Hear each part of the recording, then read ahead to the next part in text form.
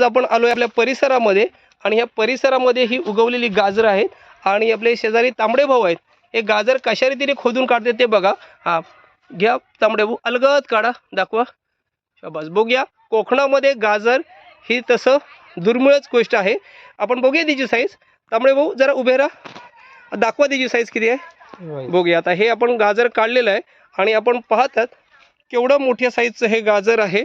आणि इथे आहे बाजूला आणखी गाजर त्यांनी खोदून काढलेले. माझ्या शेजारी साळुंके सर आहेत, त्यांच्याही हातात एक छान भलं मोठं गाजर आहे. बघूया म्हणजे जे आपण म्हणतो हे कोकणातलं पीक नाही आहे, थोडीशी मेहनत केली तर तेही इतके छान रीतीने मॅडम आहेत बघा, त्यांच्याही हातात गाजर आहेत. आणि हे विद्यार्थी दररोज येऊन गाजर काढतात आणि आज त्यांना घेऊनच आलोय पद्धतशीर. बघ उभे राहा बाळा सगळ्यांनी. आणि हा गाजराचा पाला आहे. एवढ्या मोठ्या साईजची ही गाजरं आपण पाहताय बा समोरकर. हा संपूर्ण भरलेला शेत आणि त्याचा पालाही पाहताय आपण. अतिशय छान असा कोथिंबीर सारखा. आणि आमच्या शेजारी ससा आहे अभिदादाकडे, त्याला हा पाला देणार आहे मी. समोरच पाहताय आपण ही टोमॅटोला लागलेली झाडं, टोमॅटो बहरलेला, त्याला एवढी टोमॅटो आले की आज जवळजवळ त्याच्यावरची खूप टोमॅटो काढलेली आहेत मी, आणि तरीही झाडावर एवढी टोमॅटो बाकी आहेत बघा.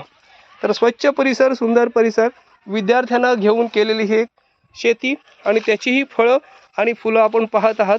तर प्रत्येकाने कोकणातल्या शेतकऱ्यांनी जर अशी मेहनत केली आणि थोडासा प्रयत्न केला तर आपण पाहत आहे आसपास बहरलेला चिकू, त्याला आलेले हे चिकू बघा बरं. आणि समोरच आहेत हे जांब.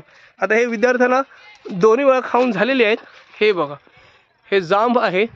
परिसर सुंदर परिसर, स्वच्छ परिसर. संध्याकाळच्या वेळेला ही मुलं छानपैकी शेतामध्ये ट्युशन झाल्यानंतर एन्जॉय करतात आणि मस्त असं निसर्ग सौंदर्याचा आस्वाद घेत. आता त्यांच्या हातामध्ये टोमॅटोही दिलेली आहेत. जाताना ही मुलं सगळे टोमॅटो घेऊन जाणार आहेत. कसा वाटला प्रकल्प बाळांनो हा? मस्त. आता गाजराचं काय करणार, हलवा करायचं की इथंच खायचं? चला, छान वाटलं.